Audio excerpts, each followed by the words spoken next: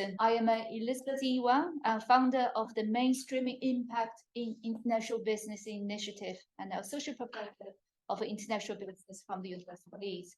I'm one of the co-hosts of today's event. This event will discuss a major intervention the higher education sector can make to international business transformation towards sustainability. Let me start by welcoming you to this agenda-setting event. I will introduce one of the event's organizing bodies, the MIIB initiative. The MIIB initiative, called MIIB, aims to use accumulated knowledge and research about the cross-border trade and investment activities to tackle grand challenges. It is a platform and also a movement. It has three objectives: to raise awareness of existing research with a direct application to solving a grand challenge problem, to develop an intervention-oriented teaching and research to work with and to help a wide range of stakeholders, and to empower our decision makers who wish to drive sustainability transformation. MIIB activities are intervention-oriented, solution-focused, evidence-based, and committed to urgent global challenges. So the initiative was launched about 3 years ago in the middle of a pandemic. A group of advocates started to work with me to first introduce educational innovation. That is the MIIB virtual lecture series, where students from different parts of the world, from multiple institutions, work together in groups and receive guidance about identifying a sustainability problem to which international business has a potential solution, and develop proposals of change. This educational innovation has so far reached 27 universities worldwide. So our activities have gradually expanded, as shown on the slides. Today's event is one of these latest steps to draw on insights from non-academic stakeholders as well as international business scholars innovation to form an agenda that will make international business economic activities, but also the international business academic discipline sustainable. I should emphasize that the Academy of International Business is a strategic and forward-looking organization, and as demonstrated in its support of the MIIB initiative as an innovation and enterprise in academia. MIIB is powered by the Teaching and Education Special Interest Group and continuously benefits from a regional chapter's support as well as other state support, such as sustainability state. So I will now pass on to my co-host, Naomi Sinkovics, and the Secretary of Academy of International Business, UK and Ireland chapter, and the Vice President of Women in AIB, Reader International Business from University of Glasgow. Please, Naomi. Thank you, Elizabeth. Thank you. First of all, I would like to extend a very warm welcome on behalf of the AIB UK and Ireland chapter to all the participants. And I would also like to extend a special thanks to Davida Castellani, the chair of the AIB UKI, for supporting this event. We have a varied audience with us today. We have students, we have practitioners, we have program directors, and we also have interested scholars. And I think at this point, it is very important to acknowledge that it's not just a varied audience, but we also have a wide range of experiences with us today, with different voices, different time spans. But some of you have engaged in sustainability teaching or sustainability research for decades, and also sustainability education for decades. That we might have some people with us today who just recently developed an interest. So I think acknowledging this variety in terms of voices and experiences and everything else that we all collectively bring to the table is very important, because as Elizabeth said, one of the hopes and aims of this event today is that we keep the conversation going within the context of international business, and we identify different avenues for collaboration, because we would like to keep this going as a community of practice, and we would like to go beyond conversations and call for action. And with that, I would like to give the word back to Elizabeth. It is my pleasure to say a few words of introduction about the Academy of International Business, the AIB. I am Peter Leach, Professor of International Business at the UQ Business School, the University of Queensland in Australia. I am the current president of the AIB for the year 2023-2024. The AIB was founded in 1959 by a group of like-minded scholars who sought to share their research and undeveloped ideas on international business topics. The AIB has always had the creation, the advancement, and the dissemination of knowledge in international business research, education, policy and practice as a mission. It has sought to achieve this mission by creating, by nurturing, and by empowering a global community of scholars in the international business field. These scholars, come together into the AIB. We are some 3,600 members worldwide across about 90 countries. We are diverse, but we are connected across geographies, disciplinary domains, social and cultural boundaries with a common purpose. In the AIB, we are ambitious and that we seek to contribute to a more prosperous, just, and sustainable world by nurturing our community of scholars, our educators, and the decision makers we interact with to have purposeful impact to make our world a better place. In our research, education, and professional activities, we are responsible and relevant, and we are forward-looking. We believe that both science and education should be of service to society. Our ambitions motivate us to lead by transcending the boundaries of academic disciplines and of managerial functions. We practice the values of inclusiveness, integrity, intellectual freedom, excellence, and internationalisation in guiding us to fulfil our mission. Indeed, these are lofty ideals.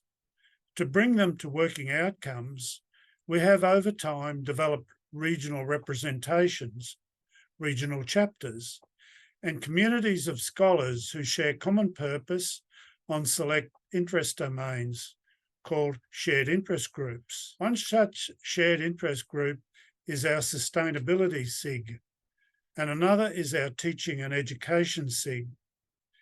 As such, our AIB operates globally, somewhat like a multinational enterprise, with both geographic and product diversification. This event that you will participate in, an agenda for sustainable international business, is co-organised by the MIIB, Mainstreaming Impact in International Business, and the AIB UK and Ireland chapter.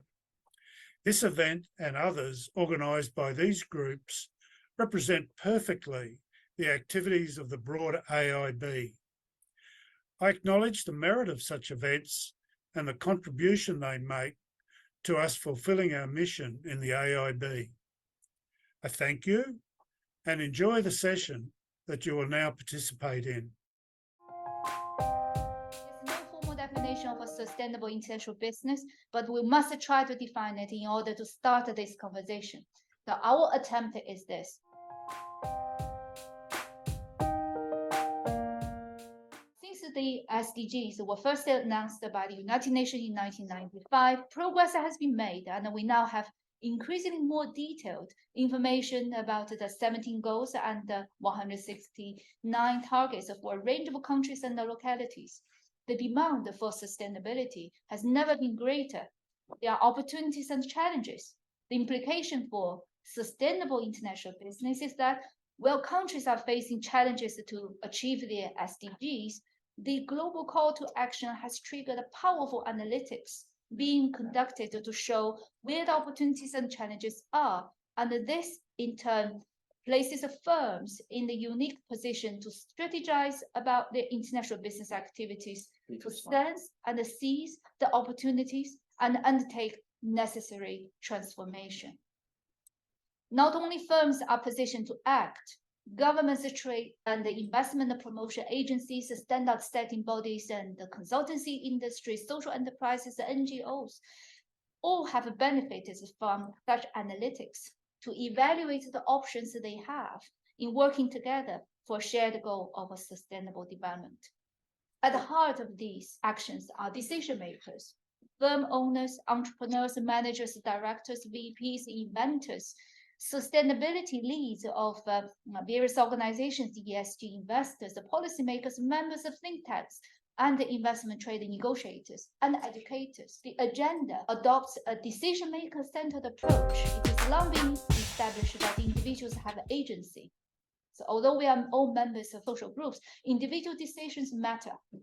Their decisions feed into group outcomes and can influence each other's decisions. So the importance of the individual level intervention to activate the transformation towards sustainable development is clear. The term sustainable development was first coined by Geo Harlan Brundtland. In 1987, our common future call for action, she put it, unless we manage to reach the minds and hearts of people, young and old, we shall not be able to undertake all the extensive social changes that will be needed to correct the course of development. Individuals need to make decisions and act based on sustainable principles. Only human development, in our context specifically, education and training, can influence individuals and at a scale that is large enough to trigger widespread social change and changes that will carry on over generations. So as academics and educators, as researchers, we have the aspiration to adopt this approach to influence our students, decision makers of the future, but we cannot do it alone. We need to be guided by current decision makers to specify the goals of our educational intervention and how to implement it. So next, we will hear from two speakers about the skills educational programs should target on. Professor Angelina and Anna Tomik. Thank you very much, Elizabeth. We're very pleased to have the honor to be invited to this conference to share our experience on this topic and to also maybe inspire you of our work and inform you of all the upcoming activities. I'm Anna and this is Prof Angelina. So we prepared also some slides we would like to share. Today we want to talk a little bit about our Center Catalyst, which comes from the Erasmus Plus project, European Vocational Education and Training Excellence for Leading Sustainable Systems and Business Transformation. This project was started in June 2022 and it has the duration of 4 years. However, the center is now getting formed and our intention is to be a center that will long live after the end of the project. This initiative was funded by the Erasmus Plus program for Centers of Vocational Excellence, and the coordinator of the project is the Institute for Research in Environment, Civil Engineering and Energy, located in North Macedonia, and this is the institution that we both are coming from. We can talk a lot about the Project Catalyst, however, what I would like to share at this moment is that we came from a very large ambition and vision to tackle personal and organizational development in order to embrace the transformation in SMEs, but not only an organization, but also on a personal level, and inspire people to rethink and their life choices, to redesign their business models, and to create this synergy of collaboration between educational, business organization, and also other stakeholders that are affected by this global topic. In frame of the project, we are establishing European Center of Vocational Excellence, which at the moment is presented in 5 countries.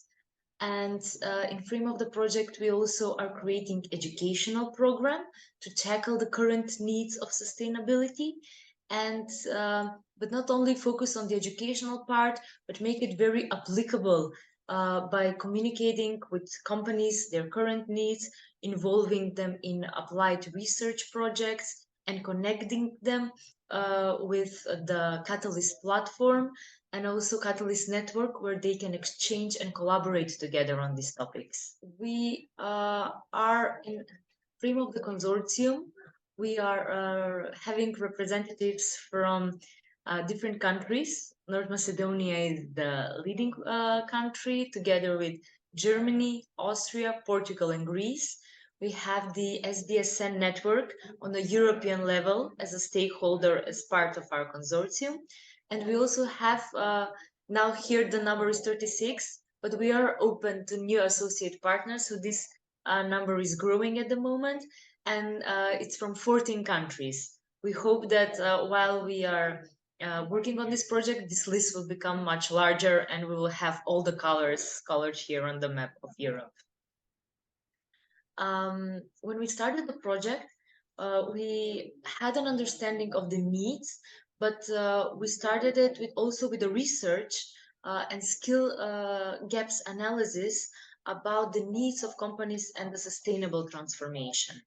So the goal of the study was to learn about what are actually professionals and SMEs perspectives on sustainability, how they perceive it, what are their needs, and talking from the other side, what is the market looking for in this global, let's say, climates, how to increase their sustainability, and what are the future skills they will require from their employees on this topic. And not only on sustainability part, but also on the management part, because in this project, we believe these two topics go hand in hand. And in this research, we employed both quantitative and qualitative tools. So we created an online survey, we had personal interviews with stakeholders, and we also created roundtables in a format where people could express themselves, very similar to living labs, and extract what are their opinions about this. We have here the data collection, and I would be very brief about this. You can read the rest of it on the slide. We had 504 replies from the online survey. We conducted 64 interviews from participants from all these countries that I mentioned before. And this research was done in a period of 3 months.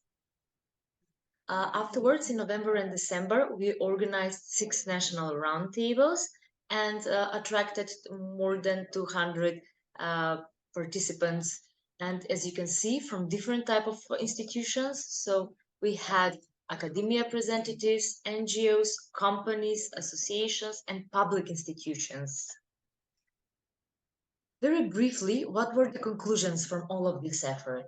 So there are a lot of challenges that the companies are facing that we are all aware, and it's nice to see them summed up like this, which are the costs that come with the topic, the resistance to change and the mentality of people, the lack of skilled workers and the need of new competences, the rigid structures that are already there, the digitalization, which is a very hot topic at the moment, the lack of knowledge for financing options about introducing sustainability, the return of investment, and the lack of knowledge how can we measure this return of investment when we invest in sustainability, and greenwashing. However, you can see that even though there are a few challenges, the opportunities, and I'm not even going to name them, are so much multiple than the challenges. So there is a real interest in companies and a real need to dedicate their funds and their time into these topics. And when we are talking about education, you can see here that we tackled a lot of topics, but sustainability was the #1 topic that was mentioned as a current need. Then we had circular economy. We had some life skills that maybe are not so popular, but like creativity and people management, critical thinking, green skills. So all of these aspects that are very invisible, intangible, however, very important for the organizations.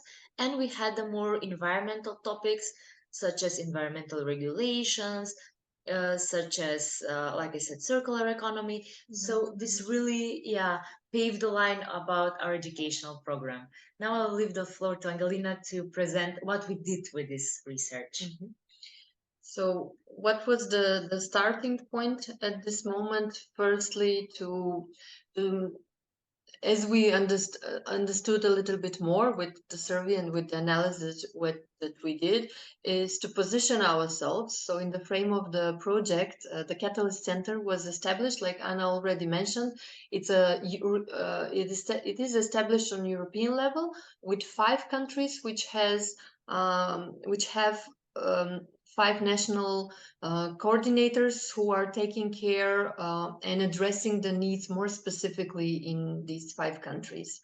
Another important thing to mention, I would say, is that we are broadly addressing this topic of sustainability and management. But what is interesting is that the offer and everything that it is now being created as the educational part, but also other supporting materials and services, will be piloted in specific industries based on what are the specifics in the countries, based on the selection of related to the smart specialization strategies.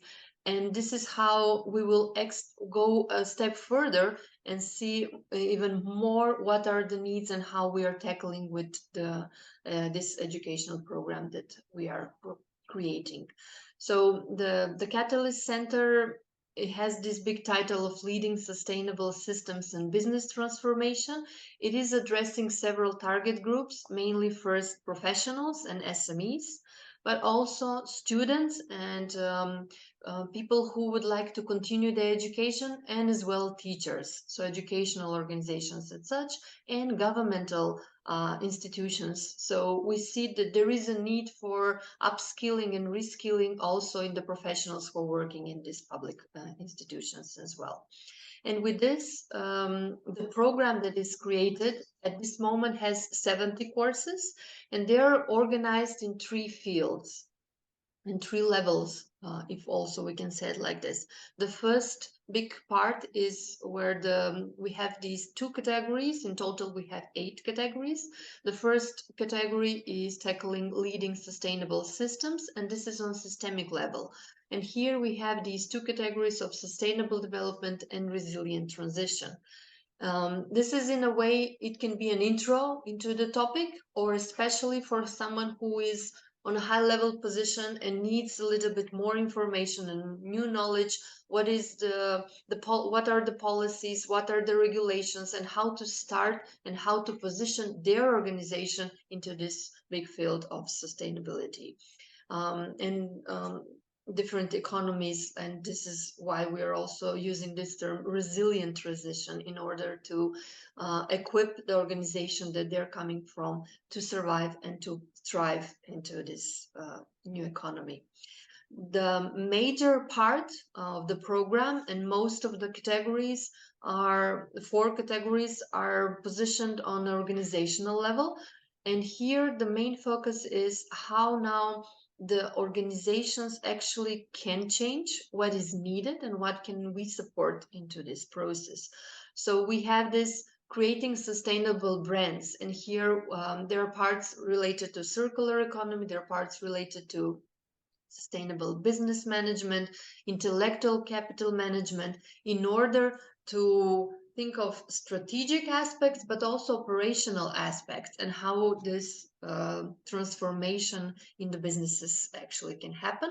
And the third, also very important, is the personal and interpersonal level. As at the beginning was mentioned, so what we need for this sustainable development actually to become life, and we envision it, is changing and getting new knowledge. That's part of the mind aspect, but also the heart aspect, and changing the mindset, our values, and the way we have our habits, upgrading our behavior. So in this part, we have these 2 categories for transformation, that is transformation readiness as such in organization, but also on personal level. So this at the moment is quite broad, 70 courses, and the next step, what we would also like, is to create an additional added value when some of the courses will be grouped and packaged into specialization programs. And in this case, they will address certain needs and address certain skills which are related to specific job positions as well.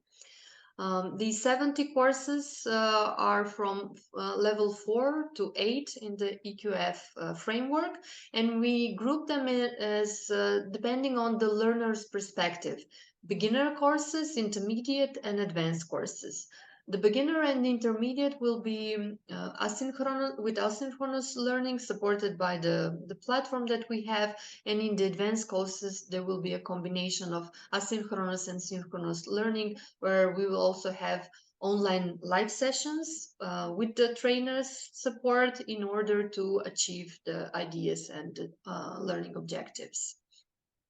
Here on the slide, you can also read the titles of the categories, which we have in total, as I said, 8 categories encompassing 70 courses. So this was in brief what we have prepared. We would like to stay in touch, and we're looking forward to your opinion. One topic that it would be good to be addressed, I hope during this conversation or later on, is as we are creating something valuable and definitely needed, what would be, in your opinion, the best way to validate or certify this offer, these courses, especially for the learners? And how would, maybe you can share some good examples and suggestions, what would be the best way for this to be done? Thank you so much for this opportunity, and we're looking forward to the discussion afterwards. Thank you very much, Anna and Angelina. Really interesting presentation.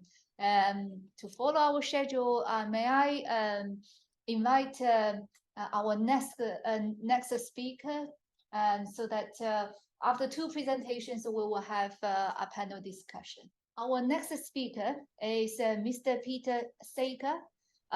Peter is the owner of a QEST advisory, and he was previously an investment banker and a corporate finance specialist with 25 years of experience in merger and acquisition. And he's one of these specialists who is ahead of our time by focusing on sustainable finance. So he's a pioneer in this field. He was also the first capital market practitioner to actually start using ESG ratings to optimize the corporate issuers' capital market profiles. Well, as Peter is here, I will not say more about the wonderful QESG advisory adventure. Perhaps you could tell us a bit more. Thank you very much for being here, Peter. Thank you, Elizabeth. Hello, everyone. Can you hear me? Yes. Yes. The first slide I would like to share with you is what we shouldn't do in this world. If you know a little about the European Green Deal, it's about making cash flow go towards sustainable projects. Actually, I call it to save the world. And in this case, identified by Greenpeace, we've seen Deutsche Asset Management, or DWS. It's a well-known case, putting a lot of high-emitting companies with low ESG ratings into their funds in order to, basically make them more green, because this was the bonus on the executive level. And I do not like stuff like this to happen in the world. When we talk about sustainability, we really need to prove it. I'm happy to see that we have a lot of greenwashing laws around EU, but also in other countries. And as you can see, and also hear from my experience, I'm an old man, but in my days, I admired Greenpeace, or the Rainbow Warrior. At that time, what they were doing was illegal, but they would, for instance, try to stop ships killing whales or nuclear, or at that time what was thought of not good projects for our Earth. And I think today one of our big problems is greenwashing, because the European Commission, the Green Deal, or other good initiatives from US, they will not work if we don't secure that our capital flows goes towards companies with high sustainability, that we solve, our problems with global warming. Luckily today, you are on the right side legally. In the 80s, when this first ship from Greenpeace were out, what they were doing there was illegal. Now the tables have turned. Actually today, if you become a truth teller, as I call it, this is Desiree Fixler. She actually was a whistleblower in DWS, and I admire her greatly for standing up and say, hey, this is wrong. We cannot tell the world that we have a green fund or sustainable fund, and then up to 85% of all the companies are not only polluting, they are high emitters, they are not sustainable companies. So the first question, Elizabeth, is, the quality of a decision maker, in my view, is to tell the truth or become a truth teller. It used to be for Greenpeace many years ago, but today you're legally on the right side. Today, because of the greenwashing laws, you are not allowed to claim something is green if it isn't green. The problem is, how do we find out? This slide is just one I prepared for you to suggest how we can become truth tellers, both in academy or in business. And basically, this is my work. This is what I do. This is my living, and I rank very high, and especially from January next year, ESG assurance. That when we come with claims about sustainability, a strong ESG, it has to be accurate, it has to be reliable, and we need to be credible. And in case you haven't noticed, then basically any company today on their website claim that they are very sustainable, and they are not all sustainable. I'm sorry to say, often they are not sustainable at all. And I hope to encourage you all to work together with business to identify, who are truly sustainable. Where should we put our future money, our pension funds, your money, my money, to save the world? I think besides the SFDR, US have also recently made initiatives for making sustainable, businesses truly sustainable, that they can document it, is the use of ESG ratings. And it's basically what my business is about, is to document and make sure that when we say we are sustainable, we have a third-party verification. And as you see down the line, if I start from the other end, International Capital Market Association and the Loan and Market Association, can you all see that? ICMA and LMA.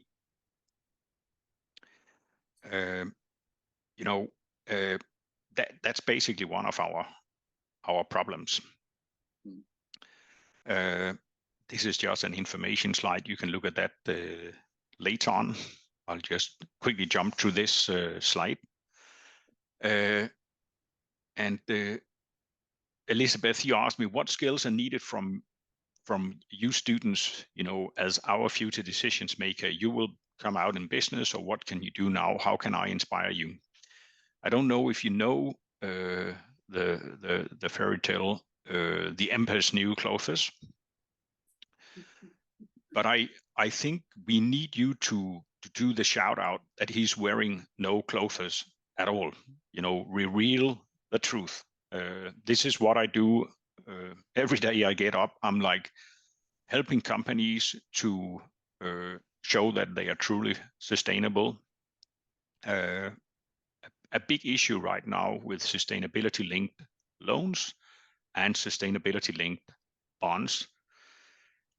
That's the slide we had right here, the ICMA LMA, is that banks wants to show themselves as being green and sustainable. So they produce a lot of loans. They sometimes sell the loan in the market, or they keep it on the balance sheet. But what we have known for many years is that these sustainability-linked loans are not sustainable.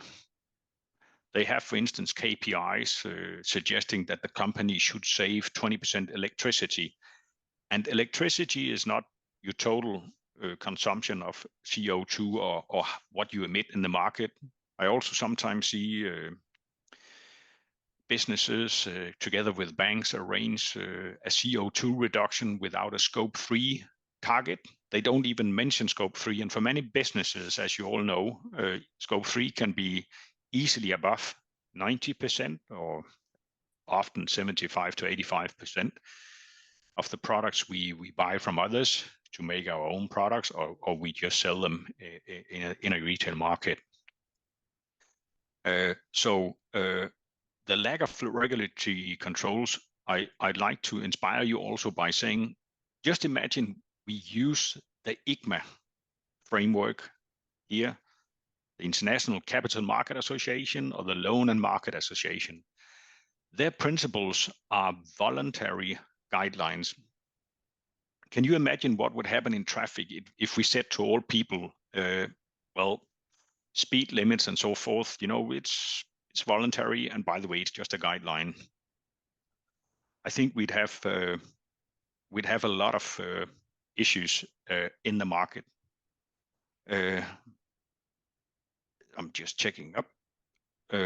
Yes, thanks, Faisal. I got a note from Faisal. I thought we were not doing good on time. How are we on time, Elizabeth? You are doing perfectly well. Thank you, yes. Peter. Yeah. Carry on. So these slides is just inspiration. When you hear about ESG ratings, there are actually only 2 ESG rating agencies in the global market that we use in banking or like pension funds, so the big money out there. Those are MSCI and Sustainalytics. Increasingly, we see ISS ESG ratings coming into the field, also CDP, Climate Disclosure Project, but they only do E ratings, not ESG. But OKE is for many companies the most important one. So also help. I'm a truth teller myself, so I immediately look at the big ratings, MSCI and Sustainalytics. I do occasionally look at other ratings like GRESB. If you see down below, that's mostly used for real estate management firms, or Refinitiv. They follow a lot of ESG controversies, like if you know Greenpeace, they will follow up on ESG controversies and report those into the big ESG rating agencies. So inspiration, how do we stakeholders, that could be me as a business, it could be a bank, or it could be your future employee, maybe a company. I think the most important skill for you as students is to follow your heart. That way you can never lose. I hope I get you inspired working with sustainability and ESG as a truth teller. So one of the initiatives I have myself with Elizabeth and Faisal, and thank you so much for letting me in and work together with you, is to look at sustainability-linked bonds to see how many of them are truly sustainable. What measures do we have? Is the company that is issuing these sustainability-linked bonds, is that a company with high ESG rankings? Or it could be like DWS, you know, funds that claim to be green, are they actually green? Faisal, I remember we have together produced a list of 10-15 research topics. I think we can share it with your students, Elizabeth, if you like. So just to end up, the reason I show this picture of a cobra is maybe I'm thinking, you know, the term already, the Cobra effect that came with the colonization with the UK and India. So they rewarded people if they catched a cobra, because the Brits were obviously afraid to be killed by an Indian cobra, which is a very venomous snake. So they said, if you bring us the cobras, we will then have less cobras. And as you have already guessed, what happened was that even more cobras came out, because people started cobra farms to sell to the Brits. And I think we should identify this cobra effect. Is the European Green Deal or SBTI or all the stuff we do with sustainability, just take a step back and consider, does it have the desired result, or does it create unintended results, like actually are we financing firms that are boiling the ocean or creating even more emissions? Because we want to finance those who save the world and are green, and that should be documented. Thank you.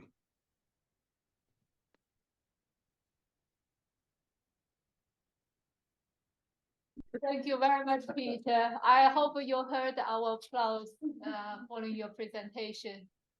Sorry, I couldn't hear anything. Oh, you couldn't. So that was a loud applause from people in this room. I'm sure the online audience would have had exactly the same reaction. Thank you very much for the inspirational message that we should nurture our students to be the truth tellers. And you are demonstrating how to do it and the importance of doing it. I think it's a very important principle to bear in mind for us as educators to develop our program. We appreciate very much the tips, including ideas for research you have offered to us. And I think there's a great opportunity to work together in the future. Thank you. Thank you very much, Peter. I understand that you will have a limited sort of a time with us, and you have used the first part of your time and giving us the ideas. And if you would like to stay with us for a little bit longer, we will have the panel discussion starts now. Wonderful. So I'm going to bring back the slides and to kickstart the panel discussion. Let me see. It's always the slide control. So the panel discussion will be composed of a number of topics and chunks of a discussion. Am I right? So Naomi will be chairing this. Naomi has a number of questions. Let me see what. Yeah, so I can take it. Okay, so you take over from here. Thank you. Yes, thank you very much, Elizabeth, and thank you very much, Anna and Peter, for the very insightful comments and the inspiration. So Elizabeth already summarized what we have heard, so I do not want to repeat that, but I would like to turn to our academic panelists, and I would like to start with Rob, as Rob has been at the forefront of development in responsible business and management education for decades, and also research. And he's also on a tour with his very insightful book, which is lying around on the table. Can you lift it, Rob? I always joke that you can use it as a weapon as well. One of his mission is to help educators and bring together collaborations and facilitate conversations. So for that reason, I would like to ask you, Rob, to comment on what we have heard before, with the view on whether higher education institutions so far have made progress, in which way have they made progress, and what is it that we still need to do? Thanks, Naomi. Thanks also, Anna and Angelina and Peter, to give us their take on this. And I was particularly pleased also with the question first, talking about whether we are actually sort of helping to cultivate decision makers of the future, which actually are our students. of course, I hope that our teachers and academic staff will be also decision makers of the present, but engaging in the discussion. And I promised also to respond a little bit to what Peter just said. And then later on, we can have the conversation more on what Anna and Angelina said. So in order to prepare something, I made this little slide, maybe you can show it. Not knowing what Peter was going to talk about. So maybe, yeah.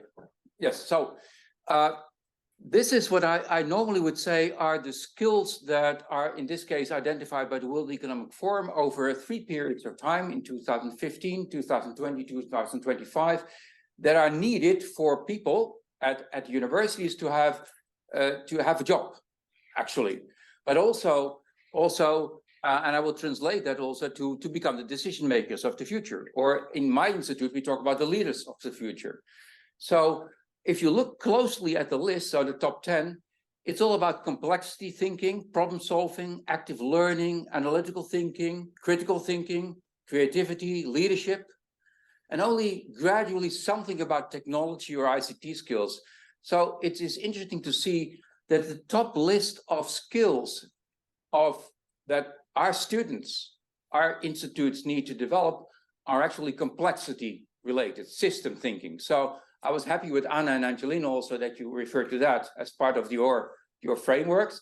But now getting back to Peter's presentation, I prepared the presentation on ESG, very critical about greenwashing, about the emperor's clothes. Actually, I didn't mention that, but actually I could have done that because that is the dominant discussion on ESG, which is extremely complex also in a few ways. The practice of ESG, and this is the comment I prepared of Peter's statement, but actually probably we will agree on 90% of everything I'm going to say, but I'm interested to see what you're going to say about my approach, what I would propose to go beyond ESG. So that will be my main conclusion of my little intervention now. ESG is of course highly controversial. There's a jungle of initiatives. You showed that pyramid. So we have a problem here. We have a problem of how to define what are the relevant ESG ratings and what are not relevant. What are the ones that lead to, for instance, one of the ESG ratings that I remember is that British American Tobacco scores #1 in one ESG ranking. So, by the way, that's not bad because they pay a living wage to their employees, but for the rest, maybe killing 10 million people a year in the tobacco industry is not that sustainable. So that's one. So we have the ranking game. How to deal with that? So how to deal with the jungle of initiatives and also to study this and help our students to define how to deal with this. I use the jungle of initiative very broad also because we have, of course, the European CSRD, we have American initiatives, we have all sorts of other players, we have fair trade, we have all sorts of labeling, eco-labeling, whatever. In a way, that's what I would call biodiversity, like a jungle also creates biodiversity and all sorts of creativity. But of course, it also creates ultimate confusion. So that's point #1, how to deal with the confusion in that area. And then to link it up, for instance, to the idea of truth-telling or leadership. So then the second point then is, how are we going to look at this from what I would call a non-reactive point of view? We look at this and we say, it's not true, or it's critical, it's greenwashing, or it's whitewashing, or whatever. So that's the critical statement of what we need to develop also skills of our students. But that's not enough. It's not enough to sit at the sideline and basically say, this is not good, or there are flaws. So the second challenge that I think that we face all is that we look at all these initiatives are very critical, also very skilled, also debunking the myth and whatever, but nevertheless don't stop with that. So I would call that the problem of the reactive approach, the critical approach of academics, basically stand at the sideline and are saying it's all greenwashing. So that's the third point then I come to, that basically saying, okay, how are we going to use, and this is analytical skill, but also resilience, stress tolerance, problem solving, ideation, leadership for good. So my institute, the Rotterdam School of Management, and I use this whole book on developing the ideas of how are you going to be a force for positive change. So that's a different story in a way that includes, of course, debunking the myth and getting against the greenwashing and the like. So really important. but it goes beyond that. So that is the problem that I would like to address to Peter. When we do the research and we try to figure out what the positive story is. So for instance, just for your information, Peter, I advise Robeco, which is one of the biggest institutional investors in the world. They went into the ESG practice. They saw the flaws, and then they said, we need to also develop a positive investment story.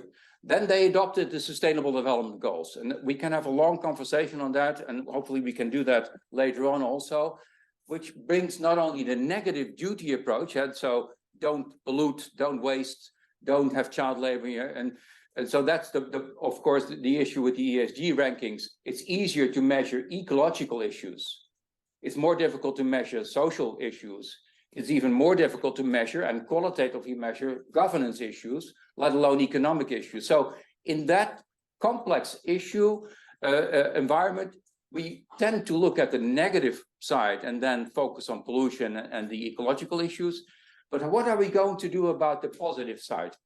So my third statement, and maybe Peter can comment on that and we can have a longer conversation, of course, later on, is how are we going to trigger positive change? Not only by pushing against the, of course, the box ticking exercises and the ranking games that ESG almost inevitably is going to create. Hopefully, of course, Peter, you will be effective also in developing other elements there, but also go beyond this. So my third statement would be, don't you fear that by focusing on ESG, which of course is extremely important, that we still are focusing too much on the negative side, on limiting sustainable problems, whereas the positive side, and we're talking about the business school, of course, when we're talking about how are we going to invest in the positive change trajectories that goes beyond ESG. So these are my 3 points. I hope maybe you can respond to that also within your own practice, and hopefully that I'm less negative about that there are some potential sort of links to the ESG discussion where we can also define more positive change-oriented ESG rankings. But on the other hand, I think it's also important to then go beyond this. I call that strategizing, by the way. When I look at ESG, I advise companies and that they adopt ESG, but I say this is not enough. So then we engage in a discussion on how to make it more future resilient.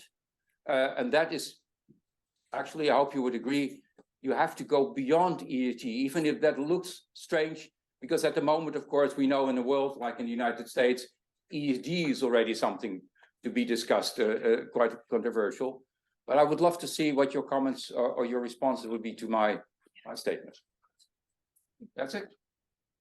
Thank you very much, Rob. I would like to invite Peter now, if he has any response.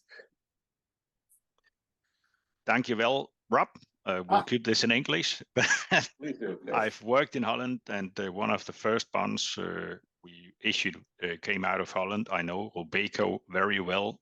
What I saw about 10, 12 years ago, it was one of the first funds in the world to have a higher WACC, weighted average cost of capital, for projects that they did not have the social dimension needed, for instance, in Africa, or if a company would have high emissions. What I'm trying to say is I think the solution for us all is to make sure that money is invested in the companies, in the activities that make this a better world.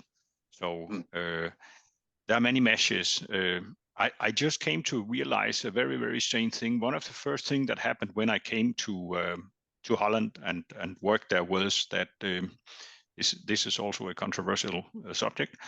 I don't know what it's called. It's called hash or weed or like smoking. Is it called weed? Or weed. It's almost the same. And this was allowed in Holland. If you lived in Holland, you could smoke it on coffee shops, and I was absolutely shocked. This was like, how can they allow this? And Dutch people are very smart. They don't look at the problem and then either legalize it or ban it. They think, okay, how can we have the effect we want to avoid the Cobra effect?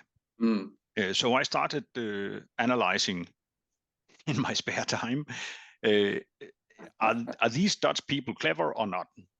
They're very clever, because Holland has made it not so cool to smoke weed, and it's the country in the European Union. There's a Portuguese institute that every year conduct these researches, and Dutch people do not find it very cool to smoke weed. My country smoke a lot more weed, so do even more Portugal, Spain, Italy. And these European statistics is, when I started really using and applying the Cobra effect, is like, do these solutions have the results we need? So I think, Rob, also coming from Robeco, we should have higher capital requirements for companies that boil the ocean. We should hope they cease to exist. If you make cement, right here next to Denmark is Sweden, there's a cement company that produces green cement with 0 emissions. And today the European threshold is 468 kilos of CO2 per ton cement. Why is it 468? Why is it not 0? Yeah. So I would like our money to go to that Swedish cement company over there on the other side of the sea, close by. So I think the solution would be to we all truth tellers. We use, by the way, ESG ratings also take care of if you are a high emitter or not. Then the CO2 emission counts much more for cement or oil and gas firm than for a real estate firm. So I think we can, in the lecture hall or in the boardroom, all meet, work together to become truth tellers and say, does this work? Let's sure it's not the Cobra effect. Does it work?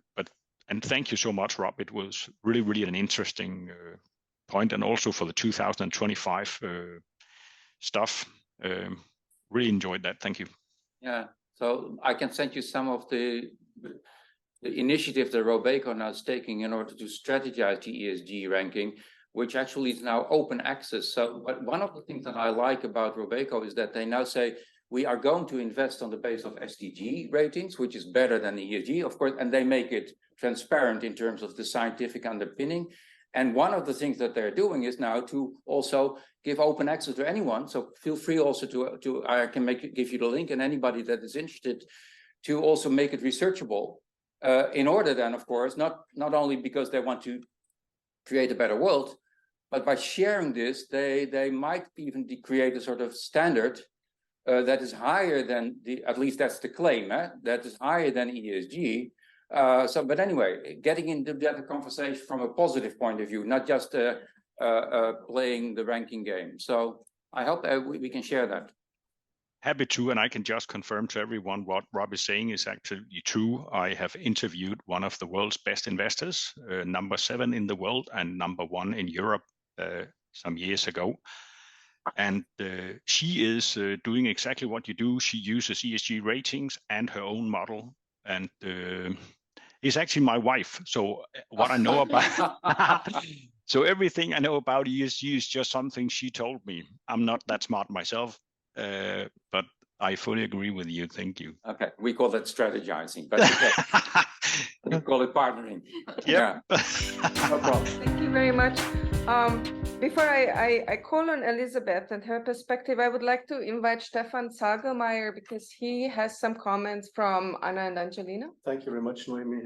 My name is Stefan Zagermeier. I'm a reader in comparative and international business at Manchester Business School. At the end of the presentation, you were actually asking about advice on evaluation and certification, if I recall correctly. There's different ways of evaluating your kind of activity. I mean, there are established techniques, and well, I'm not sure about the background of your institute and the expertise in your institute, but for the systemic level, it's kind of traditional policy evaluations being done by international organizations or by governments. Organizational level, it would be organizational development interventions and organizational change projects and the respective evaluation, which requires a different kind of skills and tool set. in a sense. It's kind of more kind of consulting based. The individual level, and I think this is what I understood is very much the focus of your kind of project. It would be more training evaluation kind of assessment. And when it comes to the kind of the individual level, you were asking about certification. My understanding from your presentation was that you operate already within the parameters of the European qualifications framework, and I've checked, and Macedonia is member of the European higher education area and signed up to the Bologna process. So there's a few implications of that. I think, and maybe you have done that already, thought about different types of certificates that you're actually awarding that may kind of cover. Obviously, you refer to more explicitly higher education aspects. So in the UK, for example, we have postgraduate certificates, postgraduate diplomas, which are below the kind of the threshold of having a kind of a bachelor's or master's program, which I think for an institute would be possible to do. It may be worth considering also kind of vocational training qualifications, because you're operating within the kind of the Bologna process and the European qualifications framework, and there's usually based, if you develop a kind of a modular system, it should be possible, well, to build kind of hierarchically, but also to kind of to offer enough options which you can actually benefit from in terms of efficient organization. The question then is, how do you organizationally kind of engage with that? My understanding is you're a private kind of non-profit research institute, which is also kind of accredited by the Macedonian government for educational purposes. So either, I don't know whether your institute is a degree awarding institution. If not, one obviously needs to find a kind of or should look for a cooperation partner of a degree awarding kind of institution. And the second aspect then to that, organizations-wise or organizationally, would be to maybe think also about accreditation agencies which are accrediting those kind of certifications. Again, my expertise on Macedonia is very, very limited in my knowledge, but I'm pretty sure that if you operate within the UQF and within the European higher education area and within the Bologna process and have support by the government, that you should be able to actually find cooperation partners, either in Macedonia, offering then kind of whatever teaching and training in Macedonia or outside, or find partners in the European Union or in those countries which signed up to the respective kind of European qualifications framework, for example, or the Bologna process. Thank you for the considerations. If I can add, the main focus or in the question was on the validation. Validation in our understanding coming from somebody who is a learner or organization who will send their employees to learn. Mm-hmm. So, you know, this is the formal aspect, to accredit it, to get a certificate, but how to have the certificates validated, acknowledged in that sense by an organization, by professionals, by some type of body. So it, you know, maybe on that part, if you have some opinion and some good experiences, contacting chambers or relevant other stakeholders would be our approach. But yeah, we're curious to also hear. I think, well, in that respect, I can actually mainly and only speak for higher education, and that would be the usual higher education agencies. But from your kind of response, I also read are you looking for validation from within corporations, or are you more looking like external validation from whatever quality assurance agencies, for example?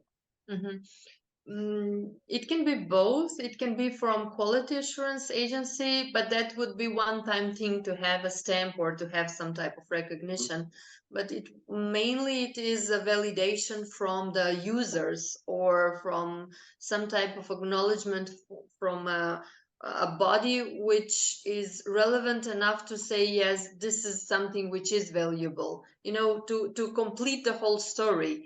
On one side, we have something to create. We are offering this, there is this accreditation bodies, but on the other side, from the user's perspective, why somebody should appreciate this only because we say it is good, but maybe it is being valued and validated by somebody who is an external in that sense. It can be an organization or a company, maybe even in that sense. So yes.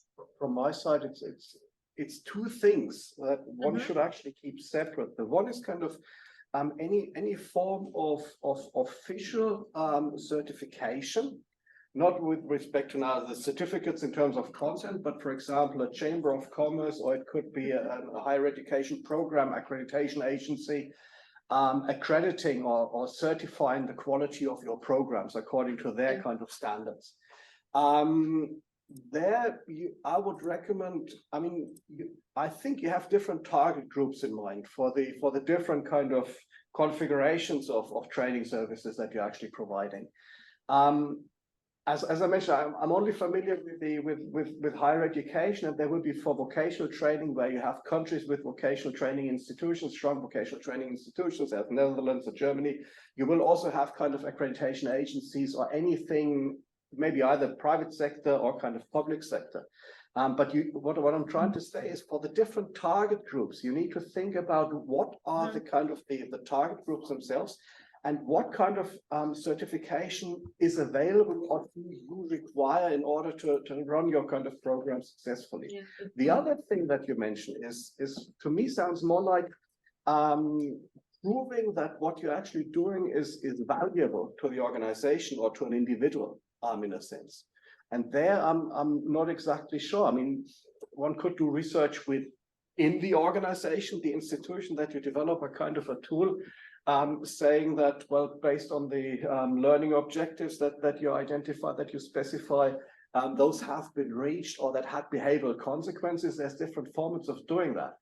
Yes. But this is what I'm trying to say is actually separate from the kind of the official accreditation or the market-related certification. Thank you very much. Yes, thank you for the suggestions. Yes. So I would like to now call on Elizabeth as founder of Mainstreaming Impact in International Business.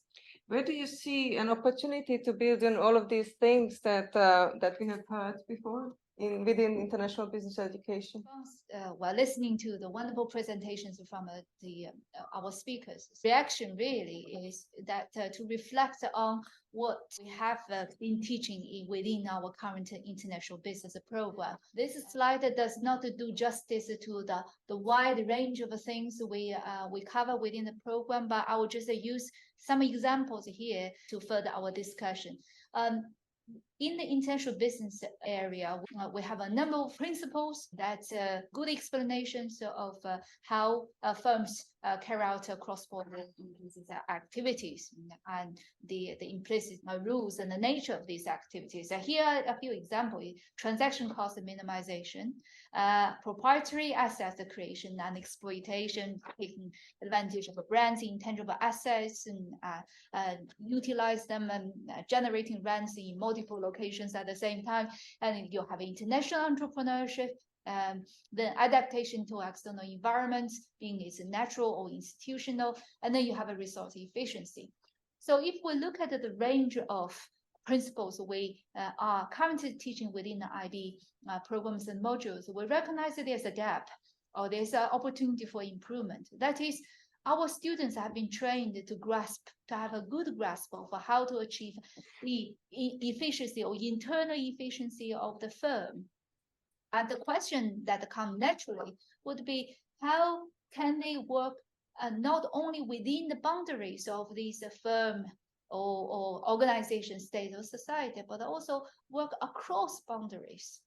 And this is all for the purpose of adding value to society in a responsible manner. So in other words, my observation is that the current international business curriculum has a potential to capture some of the skills I've identified by Anna and Peter in terms of not only specialize within boundaries, but also think about how to work across these boundaries so that firms are sort of open in order to generate useful value to society. So I will stop here. Thank you. Thank you very much. And I just noticed there are 2 comments in the chat. So I would like to read that out because Rob might have a response to one of those or both. So from Peter, there is this comment: the lecture halls of universities and business schools are more likely to educate companies about sustainability and ESG than the other way around. Truth telling is the key. Stakeholders will work with you as long as they have a genuine goal to become more sustainable. It is not possible to educate a company that is not willing to learn. From Mubarak Hussain to everyone, I'd like to take a few steps back to the inception of the Sustainable Development Goals, referring to Rob's characterization of ESG as a jungle of initiatives. I'm concerned that the broad spectrum of sustainable development goals might similarly overwhelm developing countries. These nations face significant challenges in building the capacities needed to meet these goals, especially when compared to developed countries. Do you think the United Nations, by providing such a wide array of SDGs, risks putting would a more focused set of SDGs tailored for these countries be a more effective approach and subsequent research initiatives? In IB, we believe one size does not fit all. I think both are aimed at me. And brilliant questions. I really love the questions. So one of the things we did in the past was to get through this jungle. The complexity is there is a jungle. Then the question is, are we looking at the jungle and cutting our way through the jungle, even in a metaphorical sense, by just focusing on the negative side, or also looking also at the positive side? So I did this whole book on actually navigating this. So it's not one size fits all. It is context dependent. So, and what the brilliant part of the SDG agenda is that we have created over the last 7 years what I call 3 types of dividends. And one dividend is what is called then the data dividend. I was in the United Nations General Assembly in September, where it was clear that on a global scale, we have been able to cover the 17 goals, the 169 targets, and harmonize data gathering and the like. And there's a lot of data there, which also helps us and to define that some countries have to prioritize some parts of the bigger agenda, and others have to prioritize other parts. And it's all in state of flux, but we know now where we are. The data dividend, by the way, also means that we know that we're not on track. So the negative side of that is that we know we're not on track, but we know where the intervention points lie. And that's beyond just ESG or climate change. Actually, what some of the things that we know by now is that climate change is really important, and interventions also on CO2 emissions, on circular, on all sorts of other business models is really important.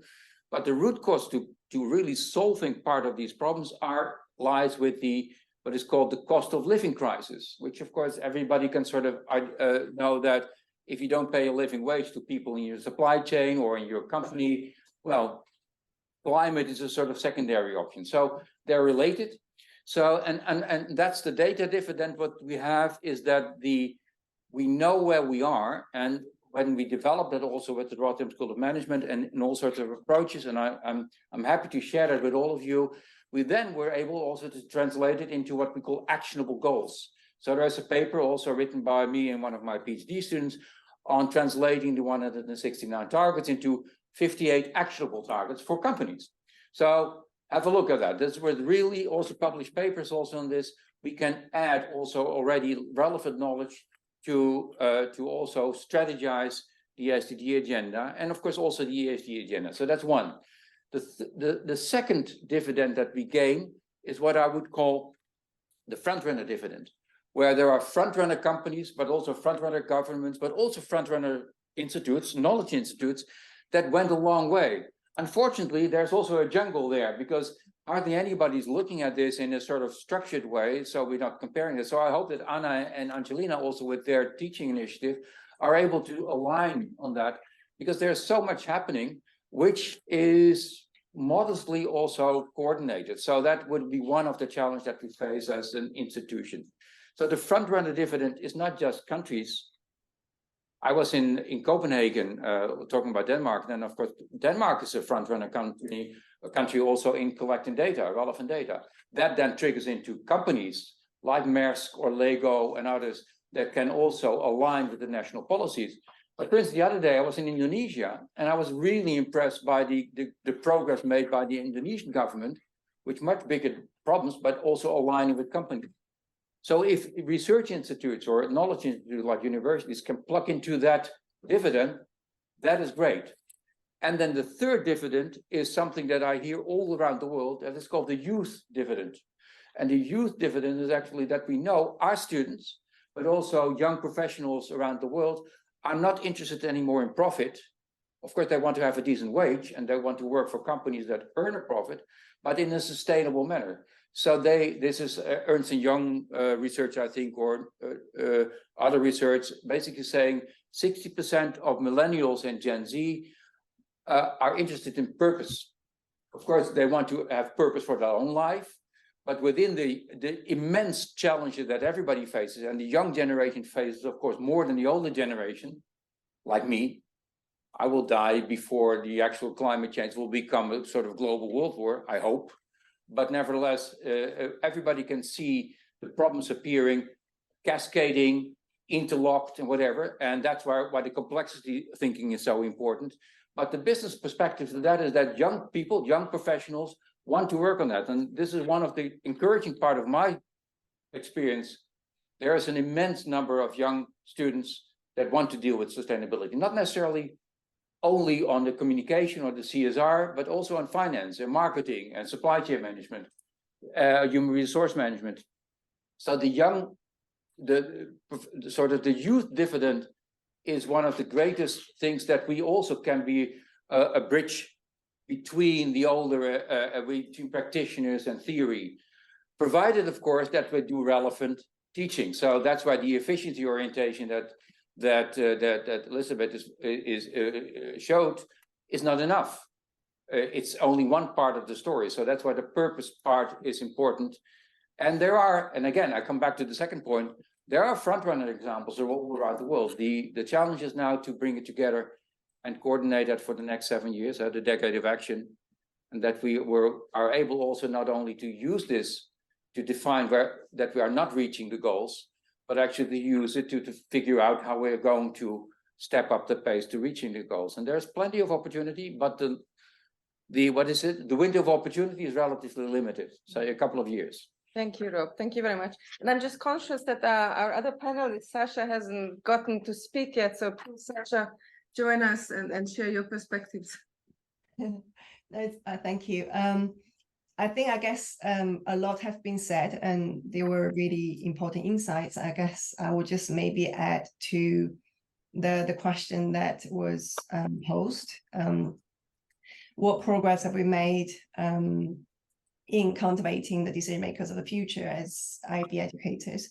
So I guess what challenges are we facing? I think my short answer would be we haven't, as IB educators, my sense that we haven't really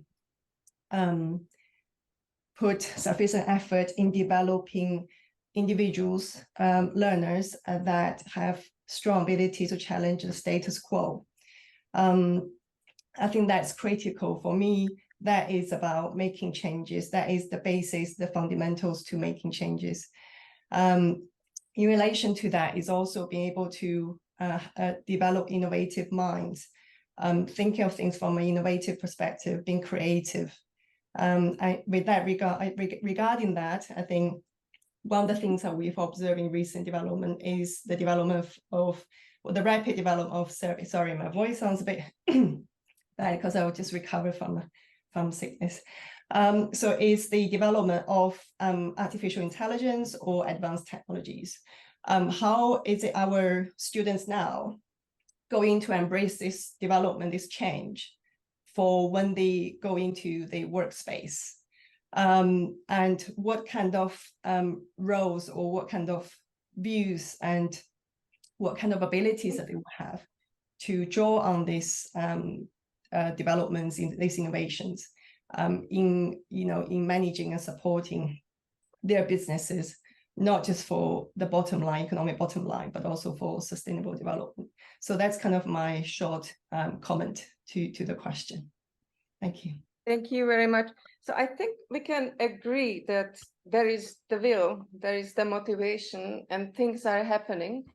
But at the same time, we can also agree that it is still not enough. And although higher education institutions are trying, and these attempts are also underpinned by accreditation and different reporting, there are a lot of factors that slow down this progression, including resource constraints, bureaucratic processes, maybe also including assurance of learning and assessments.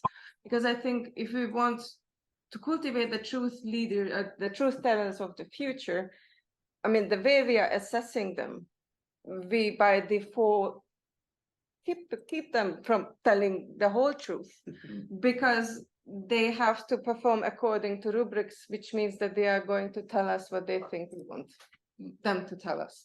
So I mean, that's one of the things, and one of my pet projects. I'm very interested in assessment and assurance of learning. And we also have on the academic side the workload models, the different promotion criteria. So at this, with this segue, I would like to open up the discussion to the audience, and I would like the audience to reflect a little bit about, okay, what are the challenges? What can we do to overcome these challenges? And I can see Aggie Chidlow in the audience, so if I may pick on Aggie. Aggie, please, can you share your views? So thank you very much for having me. Thank you, Naomi, and everyone for putting this wonderful panel. So I'm Aggie Chidlow. I'm currently on a secondment with PRIME, where we are putting certain policies in place in order to sort of strengthen the responsible management education in higher education institutions, mostly business school. So what I'm hearing is a lot about complexity, and I agree with Rob and his views with regards to complexity.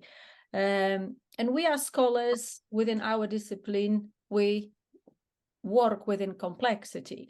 But when you look at accreditation bodies, they are sort of bodies that incentivize business schools' behavior.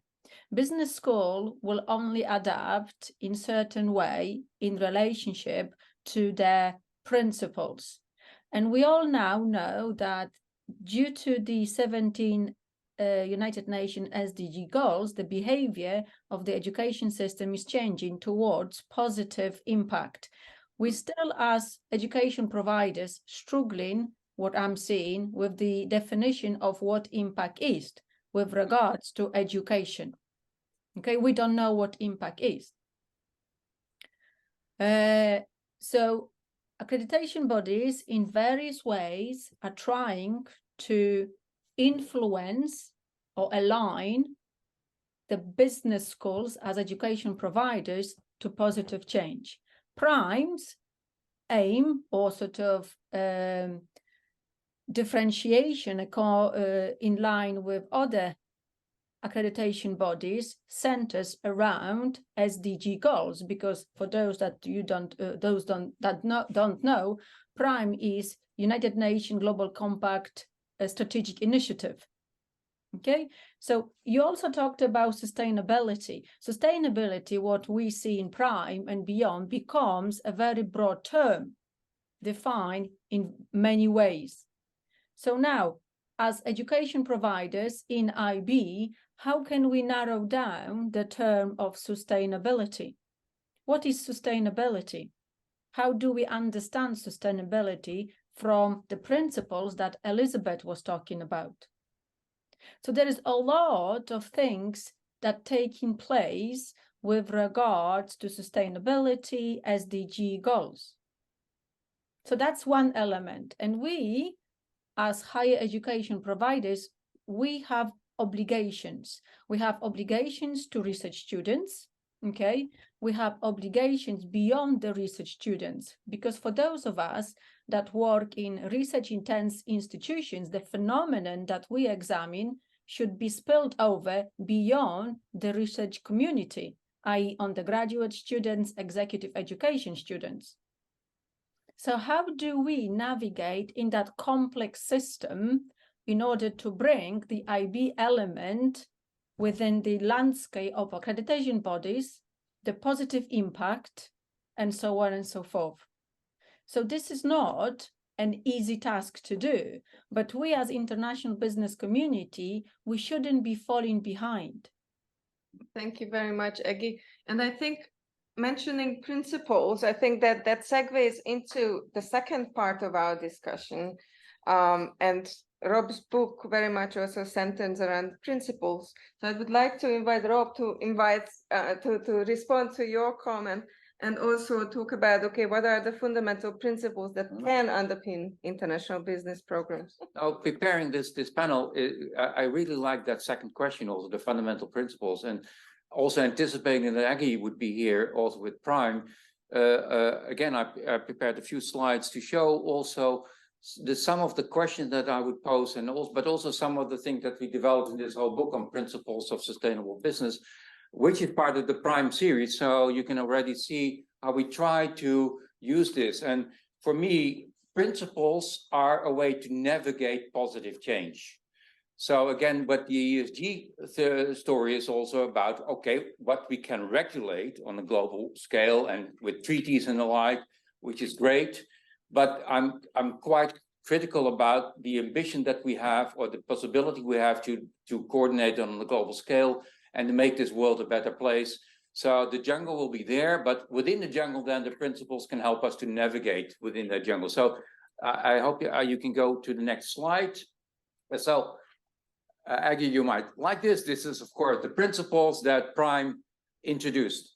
So principle 1 on purpose, and it deals with also how future generations can also add sustainable value for business and society. It is therefore also about values. So principles should be relating to values. Now that's, maybe you don't remember that, but when Elizabeth showed the first slide on the IB, that is very much related to efficiency orientation of big multinationals, or no, small multinationals for that matter, it doesn't matter, international firms. It's clear that international firms can add efficiency to their operations, and by doing that, of course, in a way also add value to society. But let's say the negative side, say limiting waste, making value chains more efficient, etc. But what would be then the positive change, so the positive value? So I like the second principle of responsible management education developed by Prime, say how to, in academic activities, curricula and the like, we can also put sort of meat to the bones, or whatever, of value of society and value of companies. So then, of course, the third is about methods, the fourth is about research, the fifth is about partnerships, and the sixth is about dialogues, which for me would be the operational principles also of a business school or a knowledge institute, to try to also develop responsible management education. So far, so good, because I really like that. That's, of course, where UN Global Compact and all the other international organizations sort of try to align. And I'm really happy about these 6 principles. But thinking about this and then writing up the book also as part of the Prime series, said, well, that's all very fine. What does it mean in practice when we are looking at international companies? What are then the principles that are there on which they have to make choices? Now, I'm going to do a presentation of 4 slides where you will see we made a sort of inventory of all the relevant principles that are there on a global scale that for companies and hopefully also for business students are important to get sort of acknowledged, or to get also a feeling also how that works and how companies can implement that. This is not a way to present and show you that we know a lot. Actually, we covered it all in the book, Principles of Sustainable Business, and elaborated in much more detail. But let me show you the book. This is the book, and the back side of the book has one line, and that's the next is the purpose of companies or of organization in general is to add value to society. Profits are a means to an end, not an end in itself. Then people very often say, well, so then you don't have to earn profits. Now, of course, you need profits in order to have a sustainable enterprise, but also in order to innovate, to scale. That's where a business school, of course, should ask itself, what is the purpose of a company or an organization? That can also be a more non-profit oriented organization. So deriving from that general statement, what the purpose of business schools should be, and that's my interpretation, but then elaborated that in much more detail, is to help organizations and of course train students or truth seekers or the future leaders of the world, which we try to train, to also adopt the appropriate principles for capturing and scaling net positive societal value. Now, so it's about capturing and scaling, which actually is a definition of what the business model is about, capturing and scaling value, and what the value proposition of organization is about. So applying that to an international organizations, but also to business schools, is understanding then what are the appropriate principles to adopt. Now, PRIME developed 6 principles. So what I'm now doing is to show you the kind of principles that are there on a global scale, for which we then have to teach students and executives and do research where we have to figure out how that works. So next slide, please. That means on a global scale, it's global compact principles, ILO, due diligence principles of the Ruggie network, ISO principles, leaving no one behind principles. So next point, and it goes on, good governance, accountability, free, prior, and informed consent. These are all existing principles that are there and where companies are confronted with how to adopt them, how to apply them. For instance, in a local environment, free, prior, and informed consent is you invest in Guatemala and you have an oil exploration platform and you want to have the local community involved, which is not in the PRIME principles, but it certainly is if you engage in the dialogue principles. So that is principle number 6 of the PRIME principles, how to make it operational and material. Next slide.